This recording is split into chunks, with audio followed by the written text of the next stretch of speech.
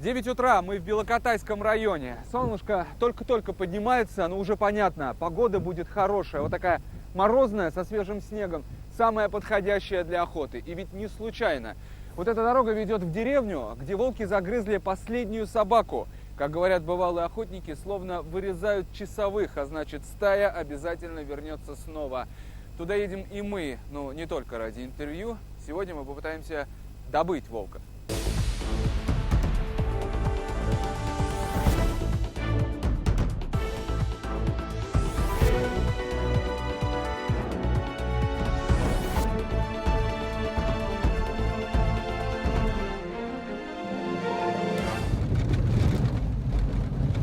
Охотники не говорят убить или пристрелить волка, именно добыть. Сегодня в роли добытчиков егеря Ассоциации охотников Башкирии, своего рода антиволчий спецназ с навыками сотрудников уголовного розыска.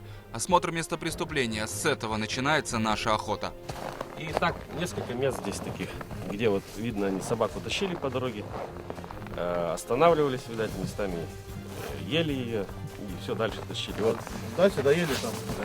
Деревня, в которой волки съели всех собак, называется Абсалямово. С первого взгляда видно, для хищников здесь самые комфортные условия. Кругом лес и дома стоят у самой опушки. Я думал потом эту собаку во двор натащу и перевяжу, а получилось, забыл вообще про это. Утром выхожу, собаки нет. Вот так. Забыл спрятать собаку во дворе, и на утро от нее остался лишь один поводок. А какие шансы у обычного пса против целой стаи? Да никаких. Хотя принято считать, что волк собаку есть не станет, все-таки родственник. Оказалось, еще как станет. В голодный год выбирать не из чего. А дворняга в деревне – самая легкая добыча. 5 лет тому назад где-то в соседней деревне где-то 11 собак съели. И у нас в деревне собаки 3, наверное. Сейчас в Абсалямово действует негласный комендантский час. После 7 часов вечера детей на улицу не выпускают. Некоторые даже в школу не ходят, боятся. Впрочем, взрослые тоже предпочитают лишний раз не рисковать. В скандинавской ходьбе ходили женщины постоянно. Сейчас не стали ходить. Днем только ходят. Ну, страшно же, волки вдруг выйдут. Да раньше постоянно по вечерам ходили, толпа у нас женщин в деревне. Сейчас они только днем ходят. А детей выпускаете? Вечерами уже нет.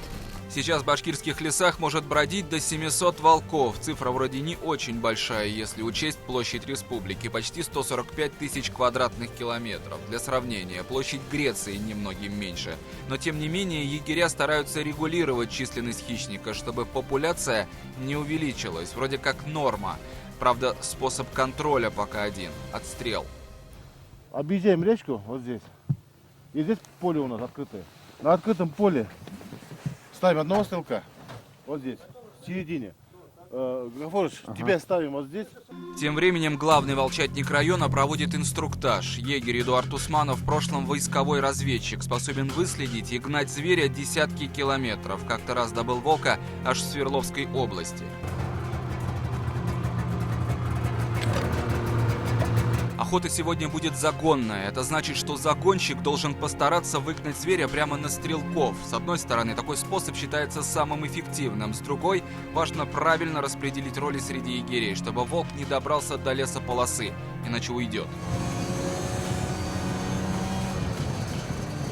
Свежие следы волка заметили недалеко, всего в 15 минутах езды от деревни, если идти крейсерской скоростью снегохода, примерно 50 км в час. Также может бежать и волк, правда, недолгое время. Ты туда пошел, туда отсекаешь, Отсечь значит отрезать ему пути отхода. Эдуард объясняет, здесь волк может попытаться уйти через овраг. Но это так, на всякий случай. Скорее всего, зверь побежит через поляну, в лес, поближе к Челябинской области. Она тут всего в 150 метрах. Но гонять зверя по соседнему региону не хочется, хотя и приходилось. Сегодня перекрыты все пути отхода. Остается только ждать сигнала загонщика. В этот момент важно соблюдать тишину, так что дальше все переговоры только шепотом. Погода все-таки немножко подвела охотников, пошел снег. Это значит, что следы может замести самая неприятная часть для охотника. Вот прямо сейчас мы выжидаем, ждем, когда загонщик выведет на нас зверя. Когда этот момент наступит, не знает никто. Либо через минуту, либо через несколько часов. Ой, такой идет, да? Кто такой пришел? Кто такой пришел? А в это время в Уфимском вольере такие же волки, как в Белокатайском районе, только тут их не убивают, за ними тут ухаживают. Вон как лижутся, даже хвостом машут. Ну чем не домашний пес? Килограмм 25. Можно? Волк стой в дикой природе не будет весить. Кстати, высшая степень доверия волка к человеку. В Уфе такой человек один. Это Виктор Крупин. В прошлом пожарный. Сейчас работает смотрителем в Уфимском вольере. Профессиональной дрессировкой волков никогда не занимался. Хотя шакала, так зовут его волка, приручить удалось. Но тем не менее, гарантий, что настроение питомца не поменяется, никто не дает. Он был еще, у меня грамм 150 весил, уже был на руках у меня. Так что не страшно. Наоборот, его спасли, так бы его сожрали другие волки. Волчат тогда съели собственные родители, кстати, тоже рожденные здесь, в неволе. До сих пор живут рядом, в соседней клетке. И по-прежнему к своему потомству относятся, мягко говоря, недоброжелательно. Еще бы, ведь теперь это другая стая, считай, конкуренты. Даже сейчас до драк доходит. В доказательство разодранная морда волчицы Мэри. Позвали поиграть и тут же вцепились мертвой хваткой, еле оттащили. Для работников вольера это тоже показатель. Лишнее напоминание о непредсказуемости зверя. Хотя приручал, наоборот, начинал ее. Только ее на руках везде постоянно. Как бы с ним не особо. Потому что я думал, что с самкой будет, сука, будет проще. А получилось, что не особо. Вот с ним легче как-то. Она раз в месяц подходит, еще что-то. Но не особо. Рычит? Это он на нее ругается. Зачем? Он, главное, меня гладит. Нефиг ее трогать вообще. Ревнует, что ли? Да, он ее и за мясо, как бы за все это гоняет. Сначала я поем, потом ты будешь кушать. Кстати, о кормлении волков. Порог насыщения у них высокий от природы. Знают, что еды может не быть неделями. Отсюда и выражение «вечно голодный, как волк». Но только не в Уфимском вольере. Здесь им предписано по 2 килограмма мяса в день. Мы даем им столько, сколько положено. Они, то есть, если съедают, допустим, иногда у них даже остается мясо. То есть они в течение дня его доедают. То есть оно всегда есть. Если, допустим, он голодный, он начинает глотать мясо, он даже его не пережевывает. У нас в основном они, то есть, лежат, его тихонечко едят, в течение дня они могут его есть до вечера. Вечером мы еще раз покормим. Этим волкам в жизни повезло. Другим их соплеменникам вот так кусок мяса в лесу никто не предложит. А тут, пожалуйста, еще и витамины дадут, чтобы не болели. А тем временем охота продолжается. Егеря все ждут волка, когда же он наконец покажется. Стоят почти беззвучно, не спугнуть бы его, почует засаду и уйдет. Да еще и как назло снегопад усиливается, спешить надо, заметет следы и не выследить потом зверя. Выбираем точку и, значит, стреляем, и по снегу определяем, куда пуля уходит. Если в точку попадаем, значит, оружие пристрелено хорошо. Если куда-то, значит, оно ушло в бок, значит, надо поправлять мушку. А стрелять, да? Да, и на снегу это все как нельзя лучше видно. Пока ждем небольшой мастер-класс от Рафаэля Галямова. Он здесь самый опытный охотник. Первую дичь добыл в 9 лет. С тех пор охота для него стала страстью. Волка считает не только самым вредным для хозяйства хищником, но и самым хитрым. Добыть очень сложно. Время уже к вечеру близится, а волк так и не появился. Видимо, что-то почуял. Вот и мы хороший, молодец, пойдем гулять, вот и мы хороший, иди мы хороший, пойдем гулять. А это еще один наш герой, точнее 2. Тот, что повыше, Александр Султанов, начальник кинологического отделения исправительной колонии. Тот, что с хвостом, волкосоп Арон, наполовину волк, наполовину собака. Мать чистая волчица, Джульетта, и она родила первый раз, ей уже было 6 лет. 6 лет она первый помет у нас, Арон, чистый. Воспитала она, и все по батьку у него волчье.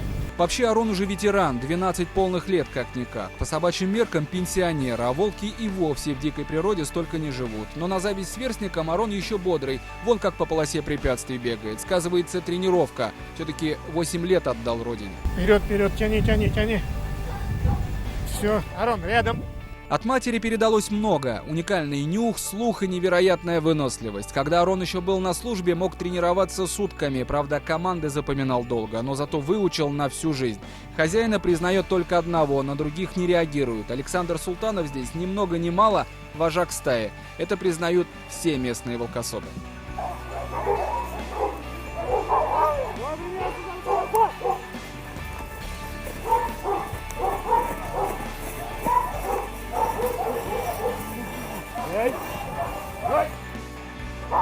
Вот он, знаменитый волчий прыжок, вверх и вперед всем телом сбивая жертву, инстинкт охотника, то, что передалось от волка, хотя в этом поколении волкособов уже четверть от хищника.